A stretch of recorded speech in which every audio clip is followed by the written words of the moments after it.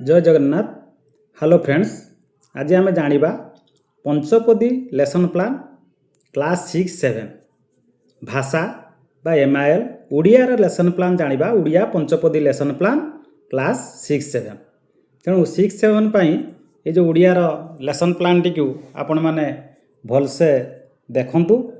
अक्षर जदि टिके छोट छोट हो जाइए मु पढ़ीदेवी आपण जोटा माने देखी पारे ठीक से पढ़े एवं ता सहित आप स्क्रीनशॉट नहीं पारे जूम करके आप पढ़ी पारे एवं ये जो आपण मैंने कमेंट करते मु यार ओडिया उपरे आपणकर 5 आपणकर 7, 8, 4 मु ओडिया पंचपदी लेसन प्लान अपलोड करी तथापि पुणी आपण 6 पाई कही ओडियार लेसन प्लान करने पंचपदी को लेकिन से भली ओडिया षष्ठ सहित सप्तमर ओडिया मुझे षष्ठ एटी सप्तम दुईटी मु भाषा उपरे पंचपदी पाठ योजना नहीं आसी आपण माने देखंतु। जो माने नुआ करी विजिट करुचंती पंडा क्लासेस यूट्यूब चैनल को यदि सब्सक्राइब न करिथिबे लाइक करि नथिबे करिनबा मोर विशेष अनुरोध। समस्त को अनुरोध आपण एटा फ्रेंड मानकू शेयर करंतु समस्ते आमे जानि परिबा। ए जो नुआ लेसन प्लान को आमको यही वर्ष टी प्रोब्लेम हम आपण मैंने व्यस्त हूँ ओरिड हूँ ना आपण मैंने सोशल मीडिया रे निजे निजे एवं एबे जो सब जेकोसी माध्यम आपण ये लेसन प्लान को आपण लिखिबे किछि असंभव नहीं मानव पाई।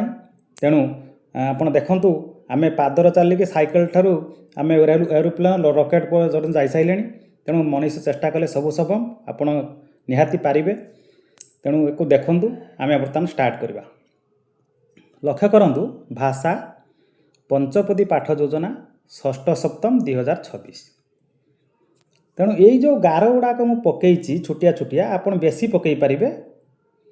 मुझे माने कम पकईची जेहेतु याडा धरलानी देखंतु एठी आपण तारीख देले तारीख देला परे आपण पीरियड भी लिखि पारिबे तापरे श्रेणी लिखिपारे तापरे आपण विषय लिखिपारे तापरे प्रसंग लिखिपारे तापरे आपणकर पाठ्यक्रम लक्ष्य दक्षता लिखिपारे सहित आपण तार उद्देश्य बा शिक्षण फलाफल आपण लिखिपारे। तेणु आमे एठी कौन लिखिचंती ना श्रेणी षष्ठ भाषा हॉकी गद्य विषय नेला में भाषा प्रसंग होची हॉकी। एठी निया हेची 6-7 को मिसेईकी आपण निया जाईची कोन कंप्लीट पाठ्यक्रम लक्ष्य और दक्षता देखंतु 6-7 मिसेईकी C.1 C.1.2 C.1.4 C.3.1 C.5.1 आ होची आपणकर C.5.2 नेली 6-7 को मिसेकी नहीं।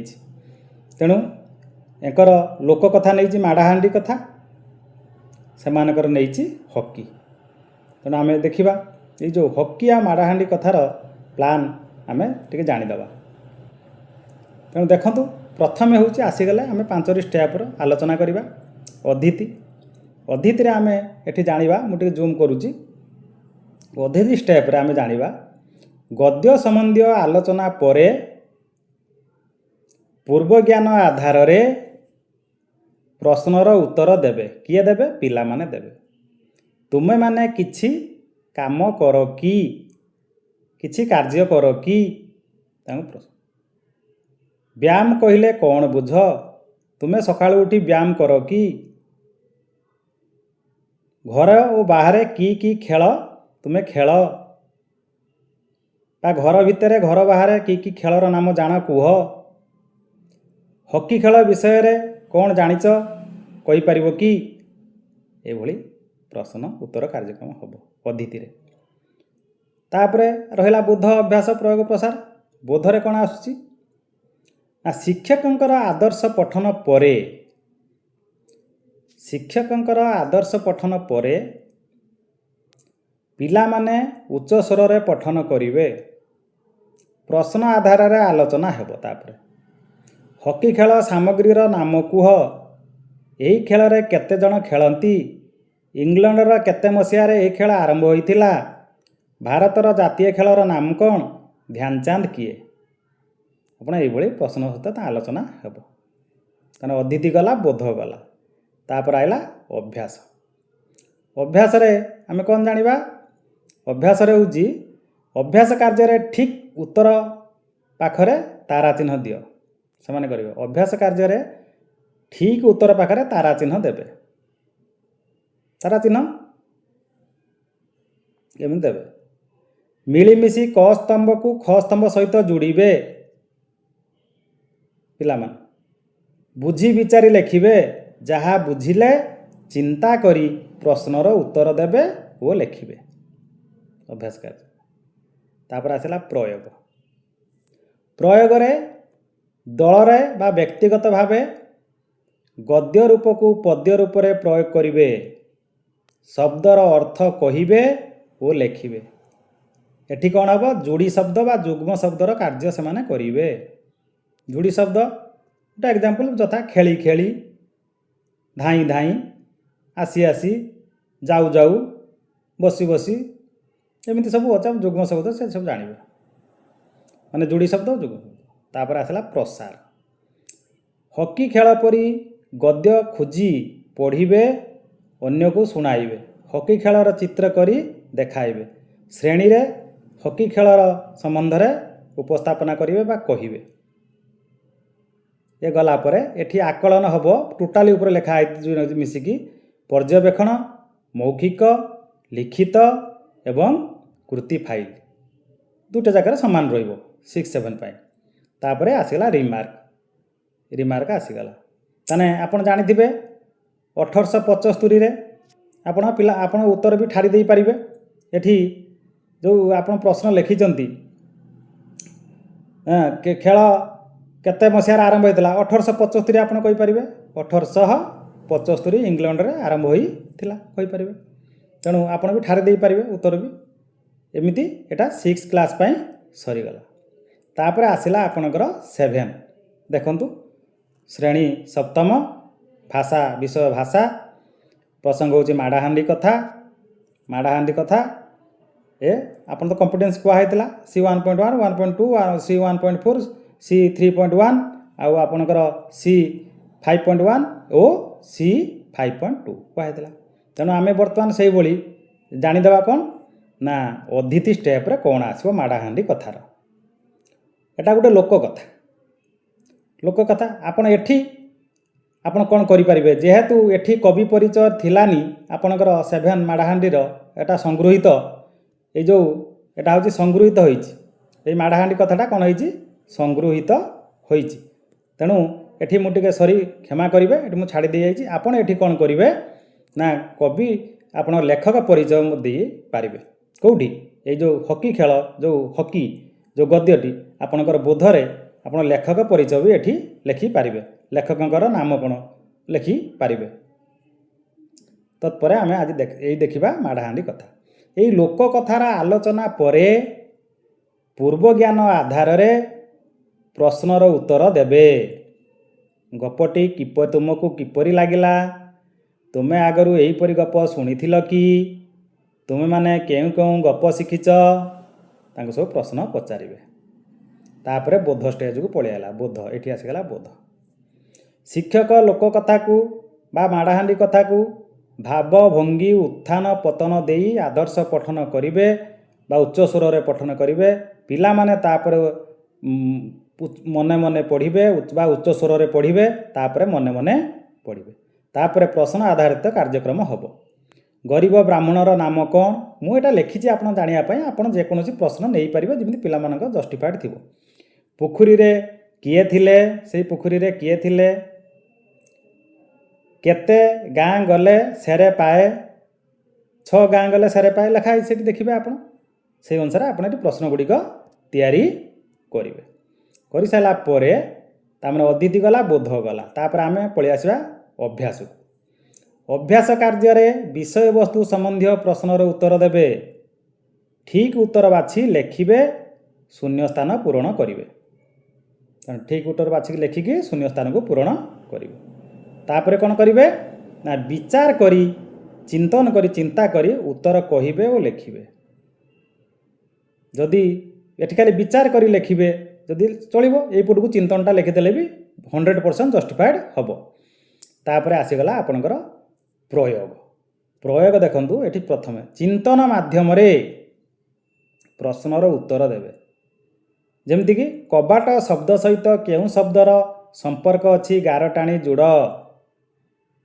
कार्यफल देथिबे बा सेही अभ्यासकर्ता बही देखिबे देखिकी से करेंगे। तापरे वाक्य थिबा कारक युक्त पद नहीं शून्य स्थान पूरण कर। वाक्य थिबा कारक युक्त पद नहीं से कौन करेंगे डैश पूरण करेंगे। तेणु कारक एठी आमे सब जानी दरकार पिला माने जेहेतु शिक्षक निहात जानी दरकार। तेणु कारक शब्द थिबा शब्द देखंतु एठी आपण कौन करि परिबे ना एठी जो कारक थिबा वाक्य रे गोटे वाक्य लिखिबो एठी कारक थिबा कारक युक्त पद नहीं शून्य स्थान पूरण करेंगे। गोटे एग्जांपल आमे नबा एठी यथा से डैश गंगा माता थांती गंगा माता थांती। तेणु एठी कौनटा लिखिले कारक युक्त हम आम लिखा सेठारे सेठारे गंगा माता थांती बा गंगा माता थिले सेठारे गंगा माता थिले। तेणु सेटा हूँ कारक युक्त देखंतु एठी जो दिया जाइछि आपणकर से डैश गंगा माता थांती एमती देदेवे 4-5टा 4टा 3टा ऑप्शन देदेवे ठारू ठारे कि आपण ऑप्शन गुड़ाक देदेवे देदेले पिलाटी ता चूज करिवो मनकर लिखिदेले ठारू ठारे अंक एमती लिखिदेवे। तेणु से डैश गंगा माता थांती सेठारे गंगा माता थांती एटा हूँ आपणकर कारक युक्त शब्द ताको नहीं करेंगे। तापर आसीगला आपणकर कौन ना प्रसा माड़ाहांडी कथा परी लोक कथा खोजी पढ़िबे और शुणाइबे सेही गप को विद्यालय रे कहिबे। प्रकल्प कार्य ये नहीं पारे पद्म पोखरी चित्र करी देखाइबे प्रकल्प कार्य रे एवं विद्यालय रे उपस्थापना करिवे एई कथाटी। तापरे आपण जानुथिबे एई जो जिनस गुड़ाकर प्रसार रे विशेषतः प्रकल्प कार्य रहिबो। प्रकल्प कार्य चित्र आपणकर उपस्थापना ता सहित आपणकर खोजिकी सी पढ़िबो एवं सचेतन कराइबो निजे पढ़िबो अन्य को सचेतन कराइबो। एई प्रसार रे निजे जानिबा सहित अन्य को जणाइबो सचेतन कराइबो अवेयरनेस एठी निज इयरे से प्रयोग करिवो अन्वेषण गवेषणा अनुसंधान चिंतन एठी से करिवो एवं एठी अभ्यास रे से जेते ता कार्य पुस्तिका हो बही हो अभ्यास कार्य हो जो हो तार निजे खातार तथ्य कार्यफल सब से अभ्यास कार्य कर बोधरे से जानिबो टीएलएम धरी खेली खेली की सब जिनस जानिबो एठी तार मन को पाइला भलिया ताको सहायक टीचर सहायक करिवो। एठी से विषय सब धारणा दिया दिबो अधीति रे पिलाटी धारणा पाइबो पूर्व ज्ञान को लेकिन एठी से धारणा पाइबो। तेणु यही है कथा। तेणु आपण मैंने यही अनुसार ये जो 6-7 पंचपदी लेसन प्लान लिखिपारे आपण डायरेक्ट कॉपी न करिकी आपण किसी भी ओमिट करें काटी दे पारे किसी जोड़ी पारे बा डायरेक्ट कॉपी आप लिखिपारे मोर किसी कंप्लेन ना।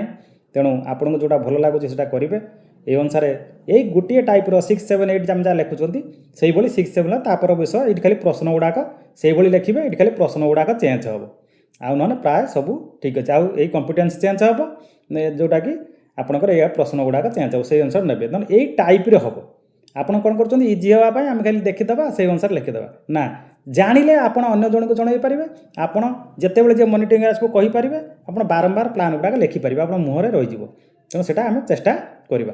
तेणु देखूँ यहाँ ये अच्छी ये देखी दिखाँ यहाँ तेणु यहाँ गोटे तेणु से अनुसार आपण मैंने ये कार्यटी करूँ। बहुत बहुत धन्यवाद। जय जगन्नाथ। नमस्कार।